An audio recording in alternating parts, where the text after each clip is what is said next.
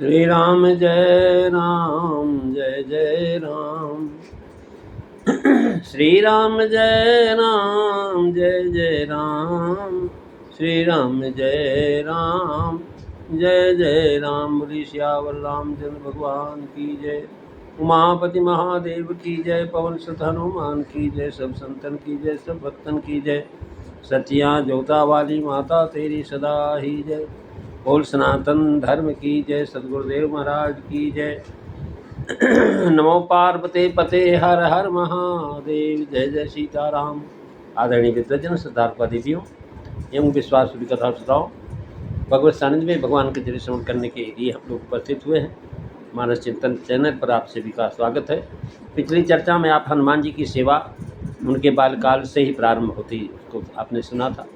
ये पवन देवता किस प्रकार से पवन तनय सारे संसार की सेवा करते हैं, बदले में कुछ प्रत्युपकार नहीं चाहते। आप पिछली चर्चा में सुन रहे थे। ये तो महाराज दिखाई भी नहीं पड़ते, इनकी सेवा कोई देख नहीं पाता, अनुभव कर सकते हैं, वो भी सब अनुभव नहीं कर पाते महाराज। अनुभव तो करने वाला ही कर सकता है। हनुमान जी की सेवा उनके बाल्यकाल से ही प्रारंभ हो जाती है। सूर्य को निगल लेना उनकी सेवा का पहला प्रारंभ था, पर जो बेचारे सेवा का प्रारंभिक सीधा साधा अर्थ ही जानते हैं, वे भला इस सेवा को कैसे समझेंगे। उनकी दृष्टि मिठाई खाना, इसी प्रकार से अन्य कार्य की सेवा चौखटे में बैठते हैं। फिर विचारने की बात है कि आवश्यकता पड़ने पर किसी के अंग को काट देना ये भी सेवा है। यदि कोई व्यक्ति किसी का हाथ काट दे तो उसे न्यायालय से बड़ा दंड मिलता है, जुर्माना भी लगता है, जेल भी हो जाती है।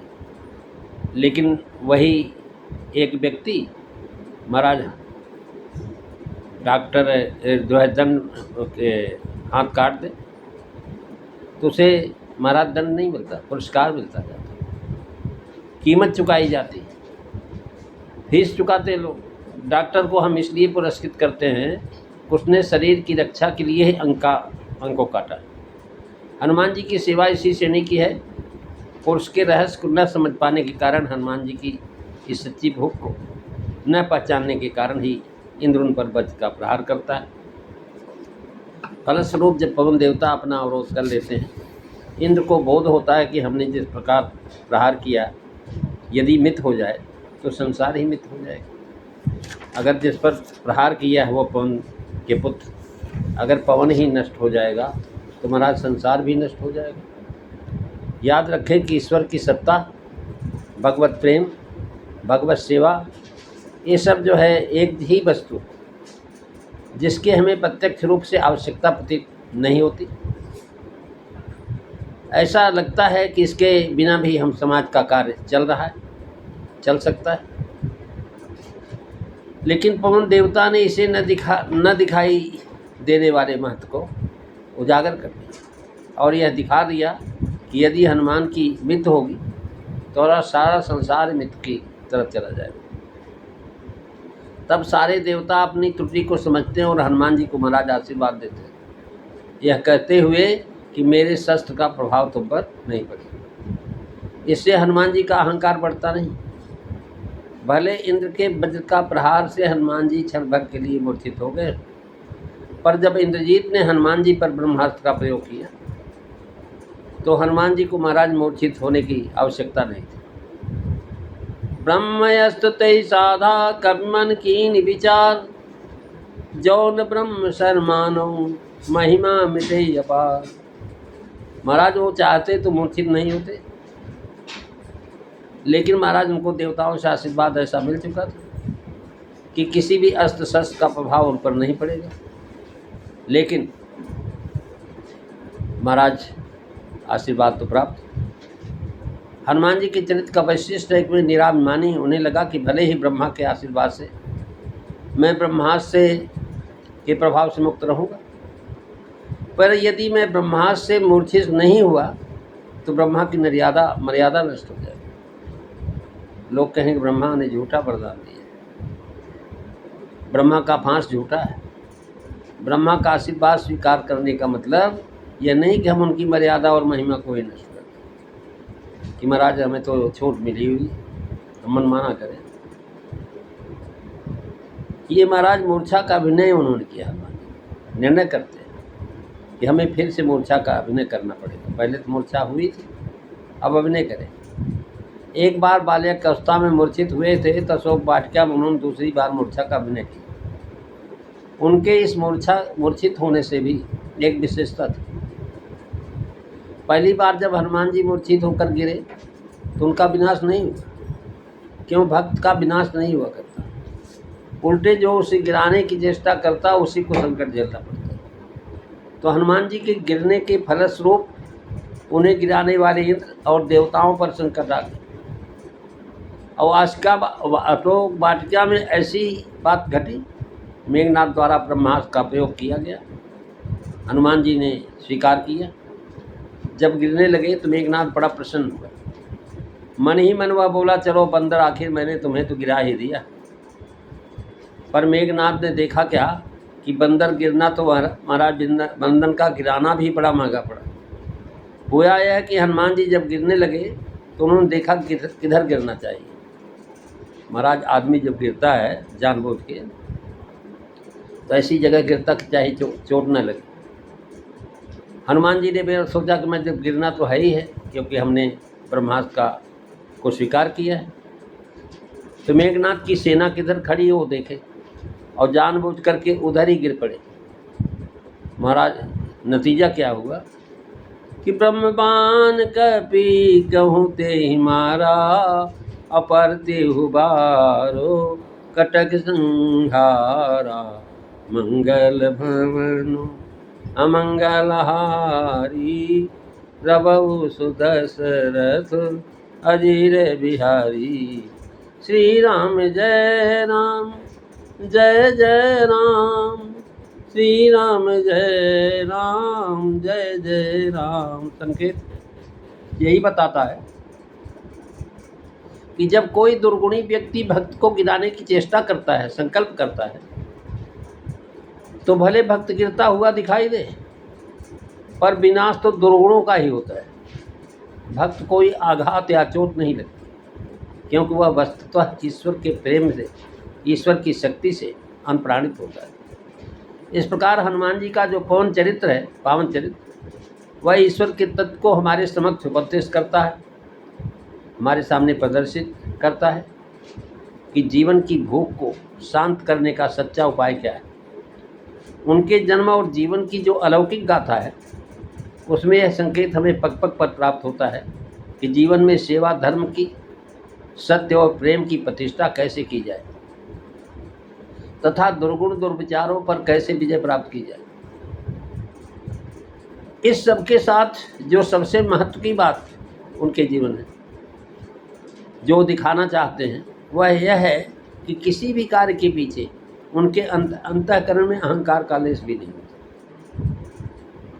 उनके चरित्र का यही सबसे गौरवपूर्ण पक्ष है, अभिमान नहीं। मान को हनन कर लिया है। महाराज इसका तात्पर्य यही है। ये संकेत आपको पूरे मानस में सब जगह मिलेगा। कथा के प्रारंभ में हनुमान जी जब लंका की ओर जाते हैं तो सुरसा मिलती, वह उनसे कहती कि मुझे भूख लगी है, और इसके साथ ही यह एक बड़ी अनोखी बात कही कि भी भूख लगी है और आहार भी आपने देवताओं ने भेज दिया। कहने लगी, आज सुरन मोहि दीन यारा, आज सुरन मोहि दीन यारा। आज मेरे को देवताओं ने आहार भोजन दिया है। उन्होंने मुझसे कहा कि तुम्हें खा लो। मन उन देवताओं की आज्ञा से ही तुम्हें खाने के लिए आई। महाराज बड़ी आश्चर्य की बात है, अटपटी लगती है कि महाराज देवताओं ने हनुमान जी को खाने के लिए भेजा है। सिंहिका और लंकिनी भी हनुमान जी को खाने की कोशिश करे, रावण की आज्ञा से हनुमान जी को खाने की चेष्टा की जाए, यह बात तो समझ में आती। पर सुरसा देवताओं के द्वारा भेजी हुई जानकर के हनुमान जी को खाने का प्रयास करे, ये बात बड़ी विचित्र लगती है। इसका रहस्य क्या है? जीवन में हम 3 प्रकार की विपत्तियों का खेल देखते हैं। हमारे जीवन में 3 विपत्तियाँ हैं, सतोगुणी, रजोगुणी, तमोगुणी। ये तीनों का प्रतिनिधित्व महाराज सुरसा, लंकनी और सिंहिका, इन 3 नारी पात्रों के द्वारा कराया जाता है। और महाराज मानस जो है दर्पण, जो हमको ये सारी चीज़ें जो है स्पष्ट करवाती है, और उस स्पष्ट कारण में देख करके महाराज समझ में आता है। जो है हम में से बस बहुत लोग जानते हैं कि रजोगुणी और तमोगुणी वृत्तियाँ व्यक्ति का विनाश करती हैं, पर यह सत्य नहीं जानते। सद्गुणी प्रवृत्ति भी उसके जीवन का विनाश कर सकती है। यह तो सभी जानते हैं कि लंकिनी और सिंहिका व्यक्ति को खा जाती है, पर यह बहुत कम लोग जानते हैं कि सुरसा भी व्यक्ति को खा सकती है। सुरसा श्रेष्ठ कार्य, सद्गुणी कार्य का जो है प्रतिनिधित्व करती है। तो क्या सद्गुणी कार्य व्यक्ति को विनष्ट नहीं कर सके? ये महाराज सद्गुणी प्रवृत्ति जिसमें आ जाए, वो सोचता हम श्रेष्ठ कार्य करते हैं, परोपकार करते हैं, और जो है सेवा कार्य करते हैं, और धर्म का कार्य करते हैं, उस व्यक्ति के पतन का भी कारण बन सकती है ये सारा कार्य, जब उसमें मान आ जाए कि हम करते हैं। जो कार्य करते समय सावधान नहीं रहता, जब व्यक्ति रजोमयी और तमोगुणी प्रवृत्तियों से घिरा रहता है तो उसका सावधान रहना सरल है, पर यदि सत्मयी वृत्ति से वह घिरा हुआ है तो उसके असावधान रहने का भय बना रहता। तात्पर्य है कि हमें अपनी सतोगुणी प्रवृत्ति के प्रति अधिक सजग रहना चाहिए, सचेत रहना चाहिए कि कहीं ये हमारे अहंकार को उभार करके हमारा भक्षण न कर। महाराज हमने बहुत अच्छा काम किया, बहुत लोगों का उपकार किया, ये तो अच्छी बात है, लेकिन ये अगर जो है हमारे मन में आ जाए कि हम कर रहे हैं हमारी वजह से हुआ, तो महाराज ये जो है ये हमें भक्षण भी कर सकते हैं। लोग प्रशंसा करेंगे, अब प्रशंसा जब पाएंगे तो आप और खुश होंगे और कहेंगे, लोगों को बताएंगे। आज महाराज जो है रूपरेखा देखते हैं संसार के अंदर,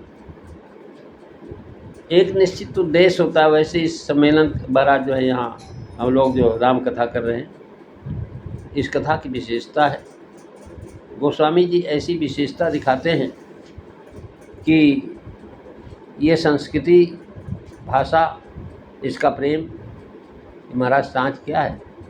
का भाषा का संस्कृत प्रेम चाहिए सांच, काम जवाबे कामरी काले करी कमाच।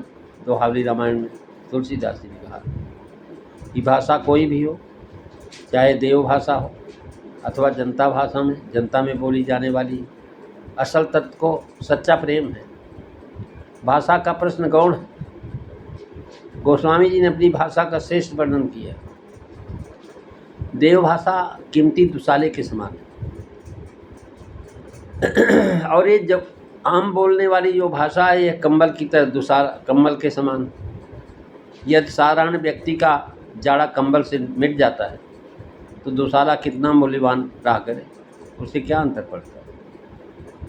इस उपयोगिता की दृष्टि से एक साधारण व्यक्ति भी इस भाषा के द्वारा राम कथा को समझ सके। गोस्वामी जी ने देव भाषा को तिरस्कृत नहीं किया, बल्कि उन्होंने जितनी वंदना किया सब देव भाषा में किया। हर कांड के शुरुआत में महाराज वंदना की गई, और वो वंदना महाराज इन्होंने देव भाषा में शुरू किया, तिरस्कृत नहीं किया। लेकिन जो है राम कथा को महाराज उन्होंने जनसाधारण को राम कथा सुनाने के लिए उन्होंने लोक भाषा का चुनाव किया। जब उनसे पूछा गया कौन सी भाषा श्रेष्ठ है, तो गोस्वामी जी ने कहा कि भाई कोई भाषा श्रेष्ठ अश्रेष्ठ थोड़े ही होती, मन भाजन मत पा रही। अगर मणि के पात्र में कोई जहर दे दे और मिट्टी के बर्तन में अमृत दे दे तो महाराज आप क्या करें? यह बर्तन देख करके सोचिए कि भाई ये बर्तन तो मणियों का है, और पात्र के भीतर जो वस्तु बनी है वो गौण है। यही कहते मनु भाजन मधुपारई पूरन यमी निहारी, का छाड़ी का संगही कहो विवेक विचार, मंगल भवन अमंगलहारी रवौ सुदशरथ अजीर बिहारी। श्री राम जय राम जय जय राम, श्री राम जय राम जय जय राम। तो अहंकार के विरुद्ध जब अहंकार की लड़ाई होती है तो संघर्ष का उदय होता है। सुरसा ने हनुमान जी से कहा मैं तुम्हें खाऊंगी। हनुमान जी तो सावधान ही थे, उन्होंने इसे मनाने की घोषणा की। उन्होंने सोचा कि भाई इसको बता दो कि भाई मैं कैसे क्यों यहाँ आया हूँ। हनुमान जी ने बताया कि माता जी राम काज करी फिरी मैं आवूं, और सीता की सुधि प्रभु ही सुनाऊं। तब तब बदन पैठी हम आई, सत्य कहूँ मोहे जाने दिमाई। महाराज जब उन्होंने कहा भाई राम काज करके मैं आ जाऊं और सीता की खबर भगवान को सुना दूं, उसके बाद तुम्हारे पास मैं आ जाऊंगा, तुम खा लेना, अपनी भूख मिटा लेना। हे माँ मैं तुमको सत्य कह रहा हूँ, झूठ नहीं बोल। पर सुरसा ने कहा नहीं मैं तो तुम्हें अभी खाऊं। हनुमान जी ने फिर समझाया कि नहीं नहीं माँ अभी मत खाओ, पहले माँ के पास पहुँच करके प्रभु का संदेश उन्हें दे आऊँ और उनका संदेश प्रभु के पास पहुँचा दूँ, फिर तुम्हारे पास आऊँगा और तुम मुझे खा लेना। जब भगवान जी को मैं सीता की खबर सुना दूंगा उसके बाद मेरा जो है तुझे खाना ठीक रहेगा, क्योंकि अभी मेरा शरीर तुम्हारे खाने योग्य नहीं, उसके बाद हो जाए। लेकिन हनुमान जी ने देखा कि भाई दुर्बलता के कारण नहीं झुकते, क्योंकि दुर्बलता के कारण झुकना तो कायरता, उनके सामर्थ्य के साथ नम्रता है।